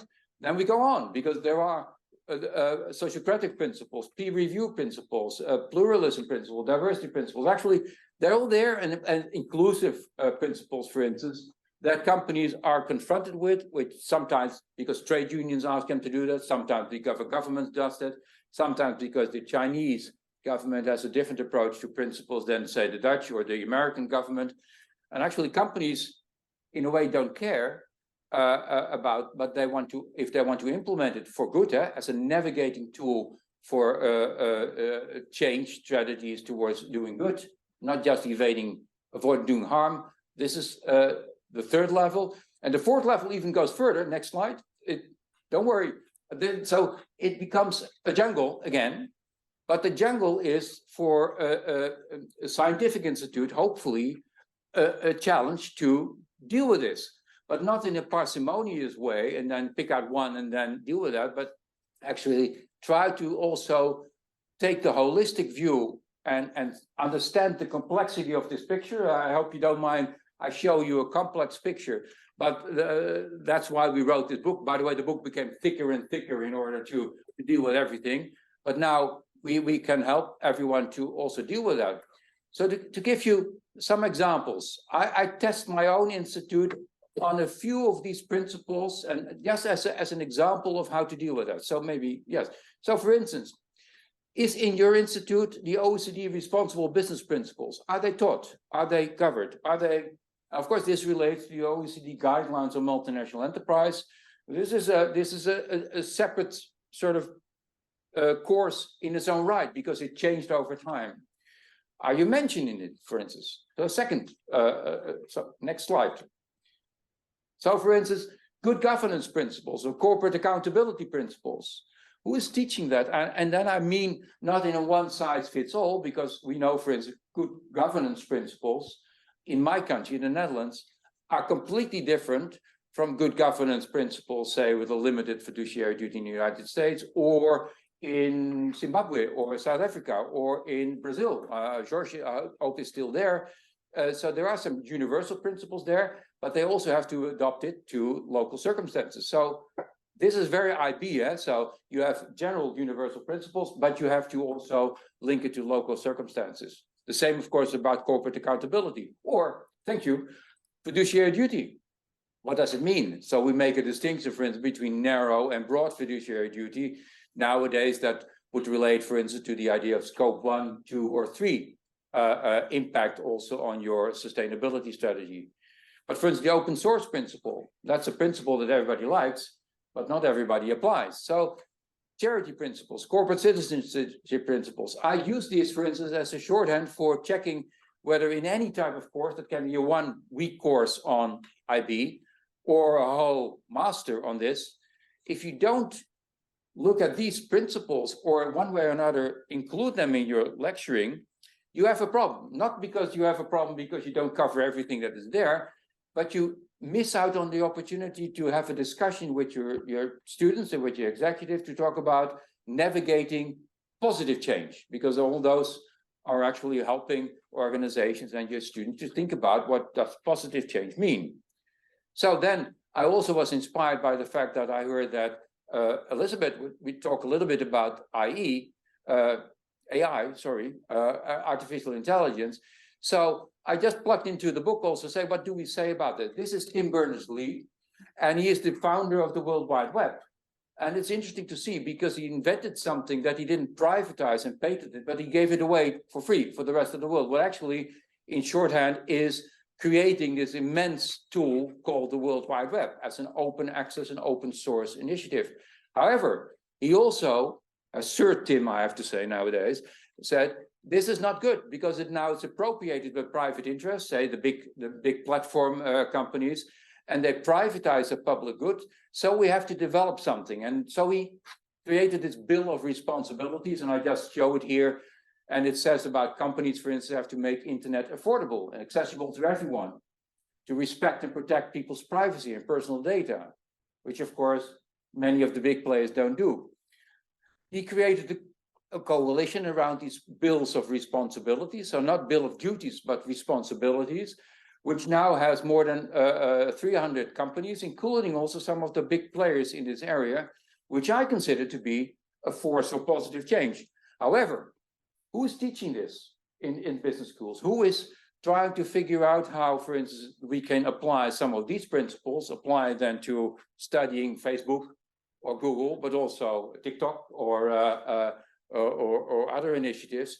So the idea is not that principles are the only way forward, but if you don't include the principles, you probably will be stuck to regulation and negative duty approaches and laws, and then it's only half of the story. So I'm very enthusiastic about the idea that we are at the moment also able to have all the principles more or less in place, but are we including them in our teaching to such a level that our students will be provisioned, not just applying one or two of them, but actually have an overview of that. And of course, the pitch of this will be that if you want to know more, of course, there's a website and we have included almost everything there, and then framed it in a general vision on how to implement that.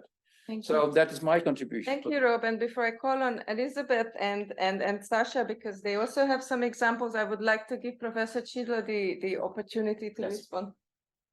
Thank you very much, Naomi. I just want to say that while the higher education institutions are moving themselves towards the responsible management education, and we as international business community are part of that change, Rob has just presented us a fantastic framework which we could use that really aligns with not just PRIME, but also AACSB, EFMD, and AMBA accreditation standards that are sort of highly respected by the institution where we as scholars are embedded. So we as the international business community, we can lead, okay, or use those to justify to our peers how sustainable education or responsible management education within the international business community or discipline should be led. So thank you very much. Thanks, Aggie. Looking forward to work with you on this. Just before I go, I don't know if you've all seen, but PRIME has its global forum next year, and I've issued a call for disciplinary track chairs. And I would really value contribution to the forum from the IB community, because we can really lead the conversations with the frameworks that we already have established. Yeah, we should do that. So I would like to invite Elizabeth first to provide some examples, and then I would like to call on Jeremy Clegg, who is also in the audience, and then Sasha.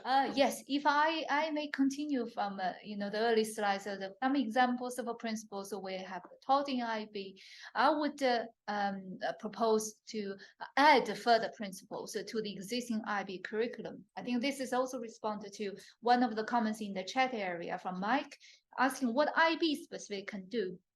Well, IB is a discipline that examines the firm activity across borders, how decisions of these activities are made. We have come to understand the efficiency as important, the core sort of nature of firms carrying out these activities. But at the same time, IB has a different line of research focusing on externalities of the firm's activities and the value proposition of these international firms. So the modern principles should come from that.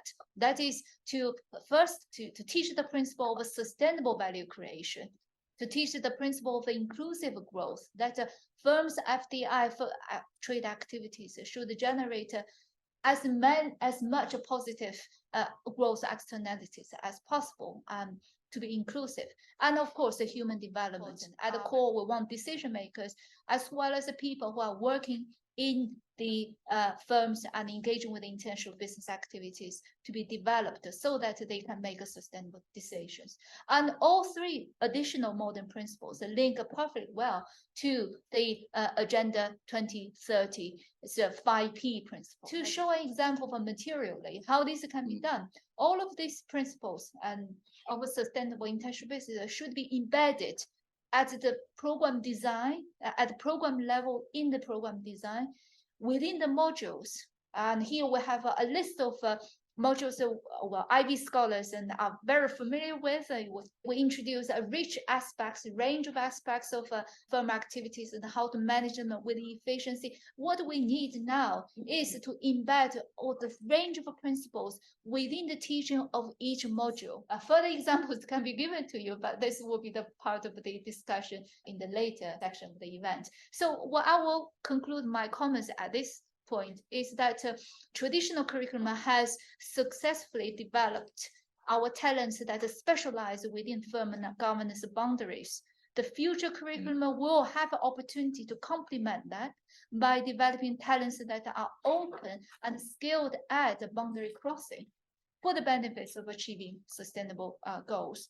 And this will be a strategic intervention at the curriculum level, that the intervention that multiple institutions can work together to implement.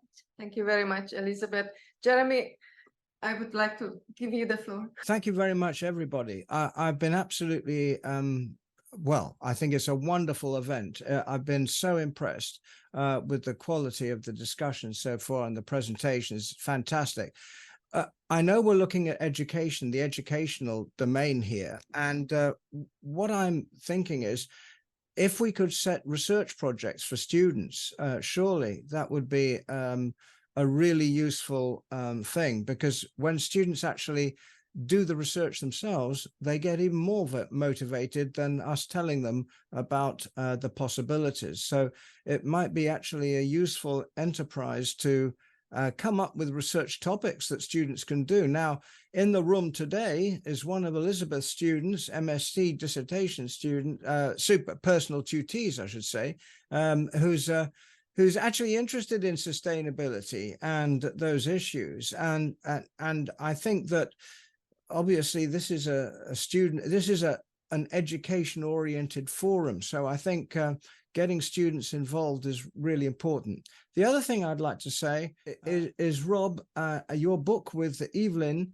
on page 82, you say something really forward-looking, which actually Kaz Asakawa and myself, we pick up on in our commentary. You know a little bit about the background to this on the JIBS, the Journal of International Business Studies Decade Award-winning paper, because we figured that surely sustainability should be integrated into the global cities agenda and the location decision of multinationals. You and I have had a chat about that before, Rob, with Evelyn. And what I would like to quote back your own words on page 82 and ask for your updated, yes, page 82. That's right, yes, page 82. Just to let you know that I always have one with me. There you go. Look, and it's got a flag in it as well. Right. So page 82, Rob, you and Evelyn write this: new digital technologies for capturing novel sources of big data are emerging that may fill in important blanks in the near future. Now, I put that together with what Peter said earlier about ESG, the way in which closing in on the actual reality of the contribution to climate change and all of the things, sustainability. So getting novel sources of data to try and triangulate and then pin it down. One of the principles I understand of cybernetics, it's the only thing I understand about cybernetics, that's it. I understand nothing else, is that in order to control something, you first have to measure it. So, Rob, what about big data? Is it coming? Is it round the corner? And could we get students to work on it? More likely, could we get research students to work on it? And should we be encouraging AIB to start looking at those types of data rather than just using the same old stuff that we've been using so far? I'm sure you'll say yes, but we want to know what's coming, Rob. Thank you. Can I call on Sasha before you? Yes. Because I'm very conscious that she's not in the room, therefore she doesn't get to speak as much. Sasha? Yeah, thank you, Noemi. I think I really like what Jeremy raised and also what Rob presented on the slide of responsible use of technologies and the principles. And I think I'm guessing that because I'm from the innovation background, I wanted to maybe just take that stand. And I think in terms of, for me, the principles should be about, from my perspective, how we can use AI, how we can use advanced technologies, or how students can, in our teaching of IB programs, to not just to understand the functioning and the impact of AI, but actually understanding how it can embed sustainability elements. So how we can use AI as a tool to addressing sustainability issues. The figure that was on an earlier slide while I was talking on the 3 levels of advanced technology, so AI, machine learning, and deep learning. I think that is, as somebody who's been reading into this area, I think the deep learning is really what can be very challenging, difficult to manage. If it's not managed well, it can actually, in some ways, challenge the way that we see our relationship with technologies and with data. Having some kind of principles that can be embedded in the programs to actually allow us to really think about the role of ever more advanced technologies and how that guides our decision-making for the students as they go into, they become business leaders in the future, is do we need these business leaders in the future to make decisions? Because if we have deep learning in place, we have the thinking models in place, we might not necessarily need any human beings to make decisions, to make the most feasible decisions, right? At this stage, we're still at the AI level, which means that AI is more to do with imitating humans' thinking. But if we get to machine learning and deep learning, how is that going to challenge the role of human decision-making in the future? That is something that we need to be more aware earlier on and be able to manage as we advance in terms of technologies, and that's going to impact on international business activities and the way that future managers' role would be. So that's kind of my comments to the second question. Thank you very much, Sasha. So Rob, if you would like to respond, and then I would like to pick on the audience to see whether anybody else wants to pitch in with any views. No, tell me how much time. That's a few minutes, of course. Let me try to respond directly to Jeremy, but also to Sasha. thanks for quoting the book also on page 82. If you would go to page 649, Jeremy, then there is a box on saying sustainability management and metrics jungle. So the idea of the jungle is, for me, no, it's amazing. There is enough positive sides to the internet, to the data gathering, to artificial intelligence, and things like that.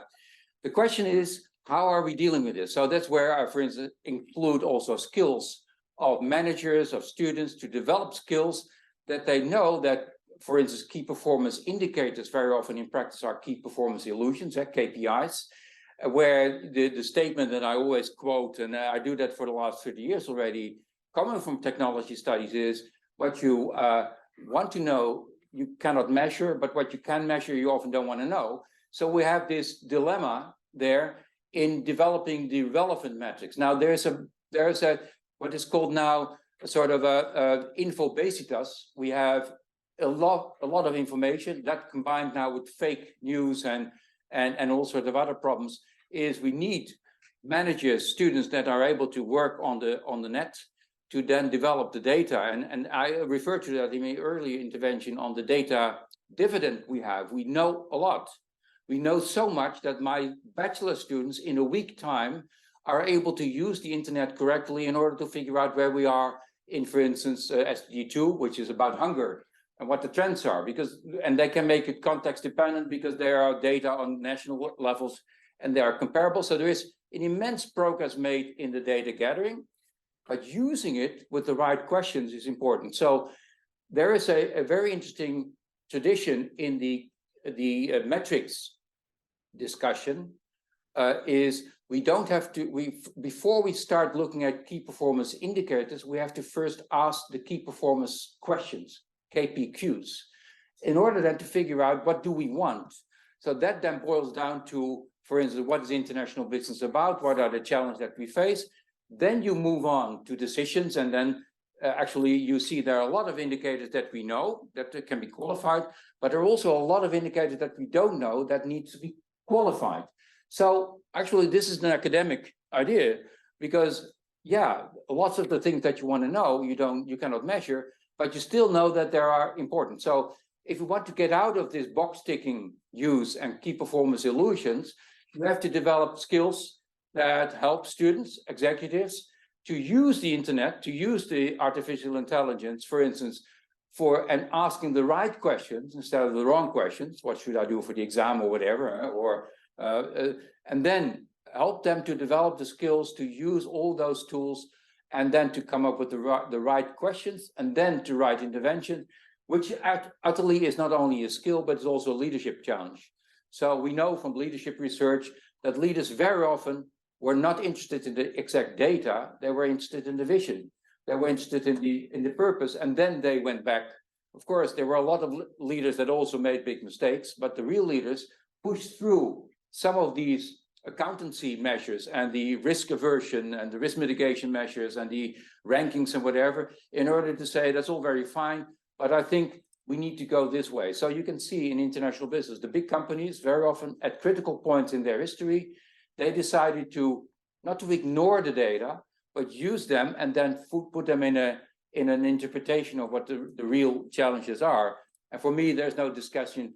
The real challenge at the moment are sustainability, but not sustainability in a negative side, pollution, the debt crisis, the cost of living crisis, whatever, they are there, but actually how to get out of this and to create what I would call a wicked problem into a wicked opportunity.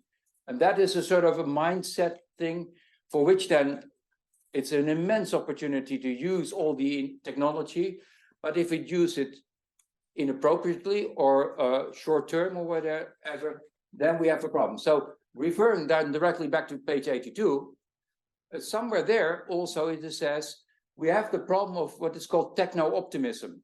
So that we say we have the technology to solve things, and then we go for short-term solutions for wicked or more complex problems. And there's a history of techno studies.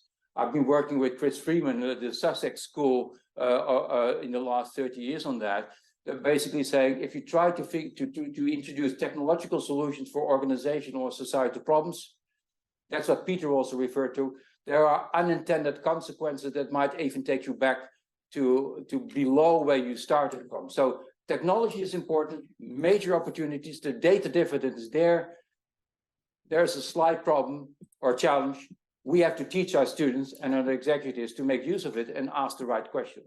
Thank you very much, Rob. I'd just like to give a plug to the AIB Sustainability Shared Interest Group that Sasha is one of the co-leaders of, and just say what a fantastic piece of work that they are doing as well. And I'm sure that integrating their work with what we've heard today will be the way ahead in terms of our educational mission. I'm really grateful to you all.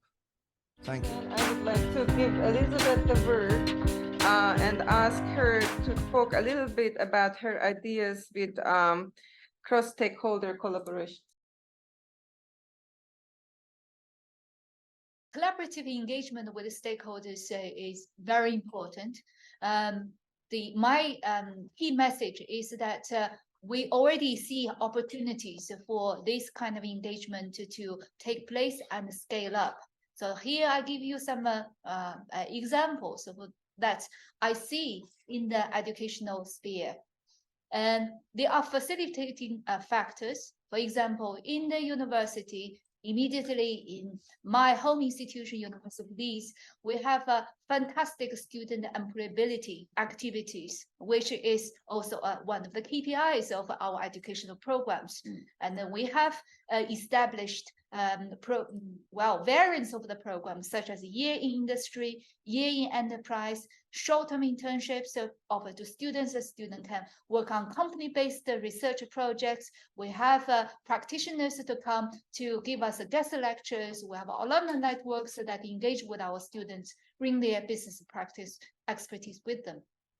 Also, we have a sustainability and a relationship with the society as part of the university vision. Many, indeed, universities around the world have incorporated this vision explicitly in the statement of a university strategy. Faculty-level strategic implementation has already taken place. What this means for non-academic stakeholders is that investment is already in place, made by higher education institutions in order to engage with the business and the society.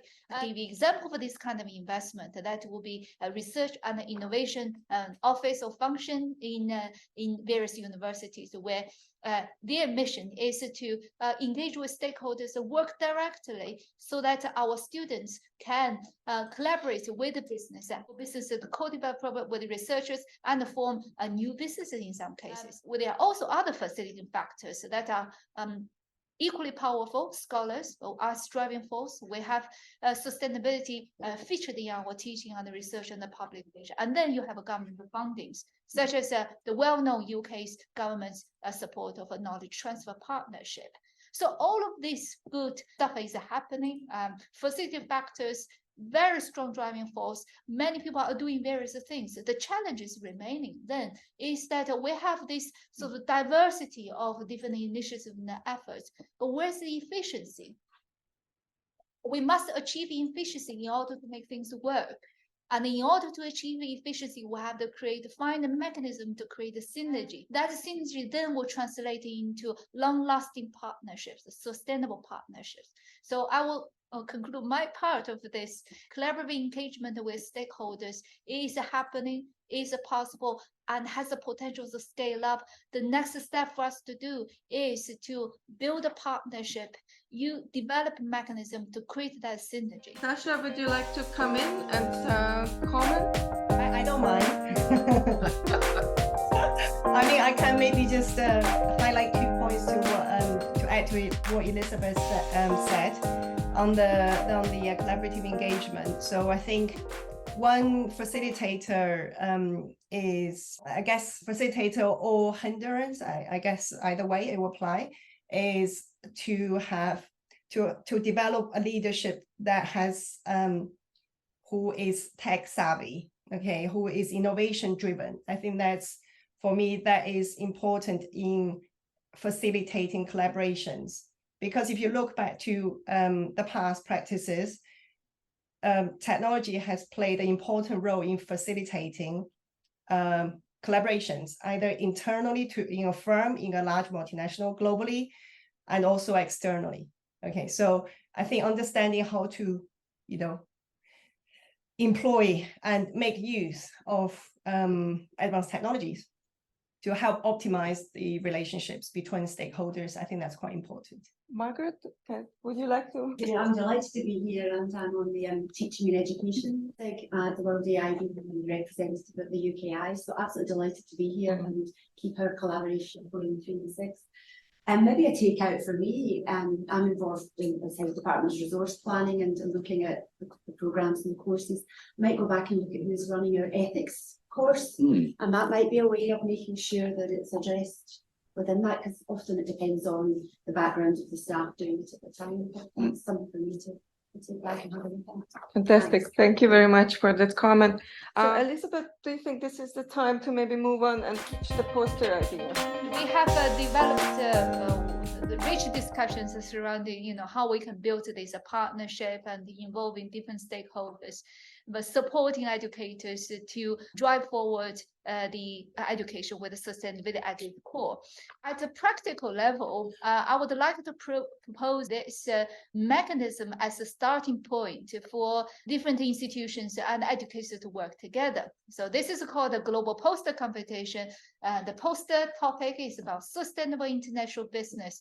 We have a number of bodies supporting this competition's development. This is an initiation of this poster competition. I'm sure more detailed work will follow.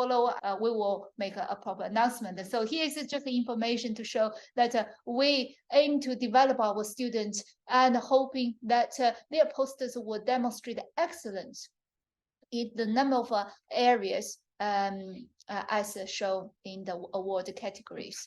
So let me quickly go through the logic of the poster competition. Basically, we would like to encourage students participating in the competition to think about from the international business perspective, to think about the international, SDG problem that is facing the business. The business may face multiple problems, but let's focus on one at a time and think about who's taking responsibility of this problem. And of course, very often we recognize that we need to work in partnership in order to tackle a problem. So the responsibilities are shared. Then we should look at very critically the business account approach, and then reflect on what would be the appropriate SD strategy to be implemented, adopted by the business. Well, with the strategy, often we have a variety of ideas, but in the context of a sustainable business, we have to question whether the underlying technology is sustainable and the opportunities and the risks associated with that. With the risks, business will need help. Very often business alone cannot address the full scale of the uncertainties and the risks. So partnerships and how to initiate and maintain the partnership will be important aspects of the poster design. And this will lead to consideration of a sustainable model and how to make that conceptual model actionable and adaptable to changing conditions. So the poster competition aims to really lead students to go through this process of thinking and have the ownership of the proposal for change they want to make. I shall also add that this is not only a competition just for students to participate. This is also a great opportunity for our students, educators, and participating business stakeholders to work together. We are going to develop a suite of resources to support that, on textbooks, educators' resources, a wonderful website, and tools that help business to scan to conduct a better business scan. And we hope to develop a podcast with the business leaders and the ESG investors, the think tanks, in order to share the insights shed light on the critical issues. And equally important, as we recognize that we still have a big space to fill in terms of developing the appropriate teaching material in order to guide students. So we hope to jointly develop case studies with educators across institutions, across programs. And all of these resources we hope to be put into appropriate digital interface and to be shared across our wider network. So I hope that our audience and participants like this idea, and I'm going to post the link to join the partnership in the chat areas if you wish, and please fill in the survey for the details more fun. Thank you very much. Anyone, would you like to? Well, you asked me because you can see some of the people that are still there. We still have 32 participants. They might wonder why there is so much reference to this book, but actually it's the website. No, and it's 6-7 years educational pioneering work we did in the Rotterdam School of Management. And maybe if you zoom out a bit with the camera, you can see posters here lying on the table. And there is a website that you can follow, and then you can see that we have an immense experience with involving students, and actually what Jeremy also said, in research projects. And then it's navigating them, not asking them to reproduce a Harvard business case, which of course it's a good tool for a more limited approach to this, but then to give them the power and the instruments to take a more holistic view on this. So what we developed then, and you can, there's a slide on this, maybe you can show this, Elizabeth. But there is a teachers resources also there, and we have already now 60 teachers around the world that plug into this and then get the background of teaching formats and the like. But just to give you an idea, not to plug this, but the website then reveals what we did with four types of posters. Yeah, maybe another click. Yes.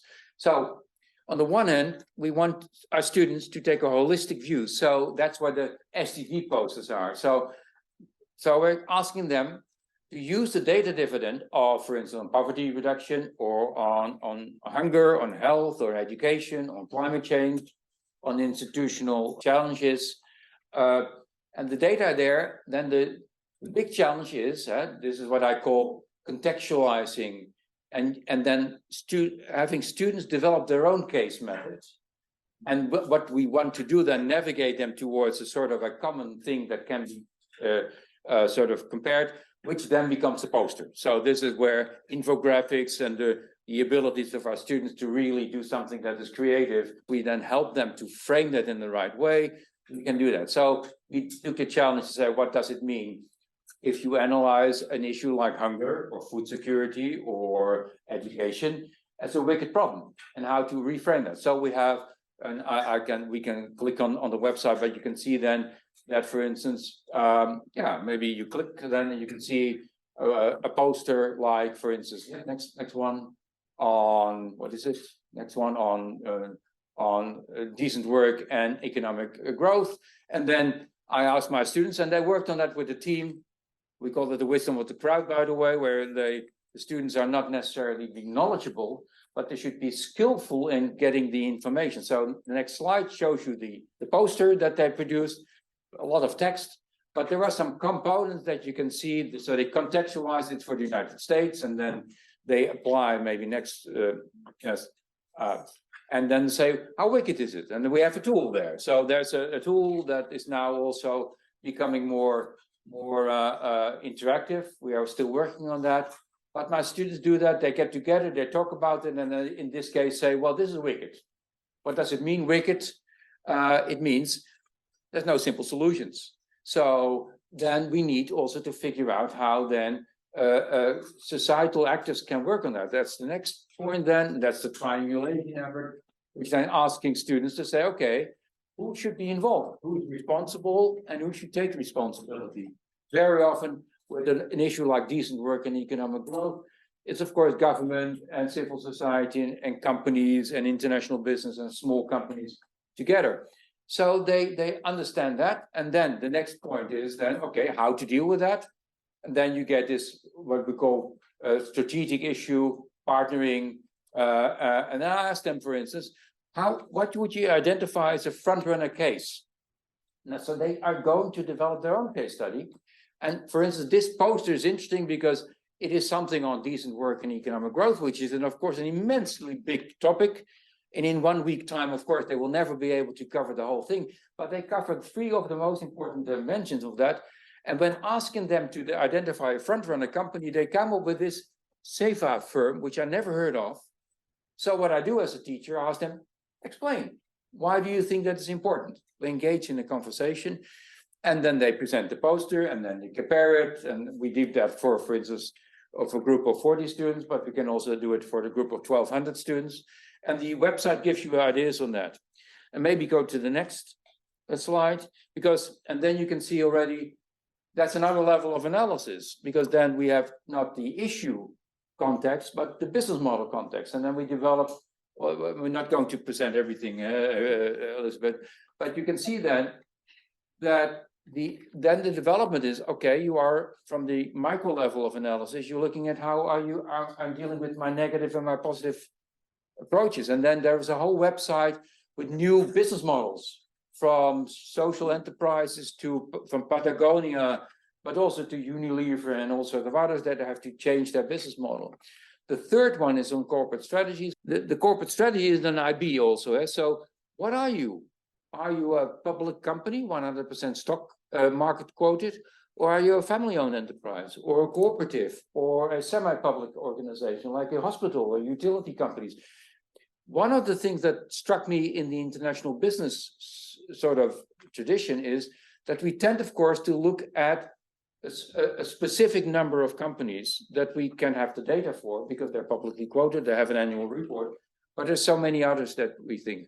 So I invite students to gather the data, and they spend 3 weeks on that. You go to the website, you will see the post that they developed.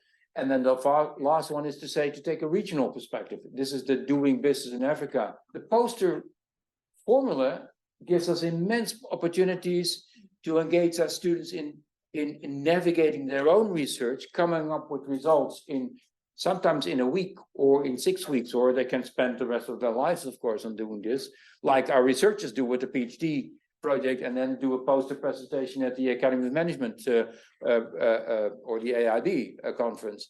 So applying this, I have become very enthusiastic, and now the biggest sort of reward I have been getting was now actually with Elizabeth and Naomi and others, saying, let's take this formula and then try to use it as a way to get some of the business schools together. I'm not sure that, for instance, David Oren from Trinity College is still there, because now Trinity is adopting the same view. And for thanks God, you don't ask me to teach the whole course. Actually, you're doing it yourself. So I think it empowers, it creates a sort of an example of how collaboration can lead to something. And then Elizabeth came with the idea last April. Well, why don't we make it into a poster competition? Very business-like, of course.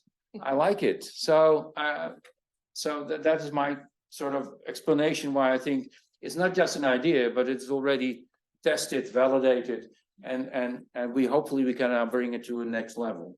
So thanks for taking up the initiative, Naomi and Elizabeth. Thank you very much, Rob. And that gives me a good segue to come to the closing remarks. But before I do that, I would like to thank Elizabeth and the Leeds team for the tremendous effort that they put into bringing this together and making it happen. I would also like to thank the panelists, Anna, Peter, Rob, Sasha, and everybody else who contributed to the discussion. So I think that the main aim was to take stock of the progress. I mean, we wanted to get a reality check from practitioners, which we are very thankful for, because we got that reality check. Yeah.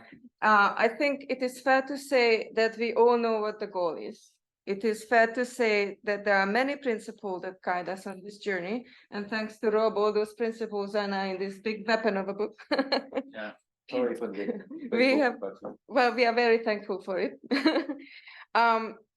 There are also a lot of inspiring examples, not just in the form of these posters, but I think most of the people who were in the room, they are already doing it to certain degrees. And once we open this discussion and conversation up more widely, we will get to hear even more inspiring examples. So another question is, how can we collaborate across institutions and across courses, across programs? And yes, at the institutional level, I mean, we have many opportunities, but perhaps cross-institutional collaborations might be a bit slower if we would engage with these formally. But let's not forget that we are also a community of practice. And as a community of practice, we can also engage informally. So I think that the next step is to put our heads together, continue the conversation, and figure out ways around the bureaucracy. So what is it that we can do today? What is it that we can do tomorrow? And then what is it that we can do in a more long-term perspective? And that is bringing us to a call for action, really. Not just follow up and review, because I mean, we do have accreditations, we do have other tools for engagement, but I think if we keep having this conversation, we keep coming together and we keep follow the call for action, then we can bring this forward in a more speedy way. And at that note, AIB UKI is very keen to support education and teaching and to support sustainability research. That's why we are so thankful that we have all the 6 participating in this conversation. And I think that the next big step where we can come together, and it is an actionable step, the AIB UKI and Ireland chapter conference that is taking place in April 2024 in Aston has a teaching and education track, and we have both track chairs in the room, Margaret, Fletcher, and Stefan Zagelmeier. So point 1, everybody who is still on the call and who will watch the recording, please think about putting in something to this track. And those of you who would like to continue these conversations in collaboration with us, please reach out so that we can think about what we can collectively put in for this track so that we can do so. And I think that at this point, I will close the meeting. But first of all, I give the word to Elizabeth because she organized the event, so she should have the last word. Well, what should I say? Thank you very much. That's been a stimulating discussion, and thank you to all the speakers and all the audience that has contributed to this event. And looking forward to see you again as a part of the partnership.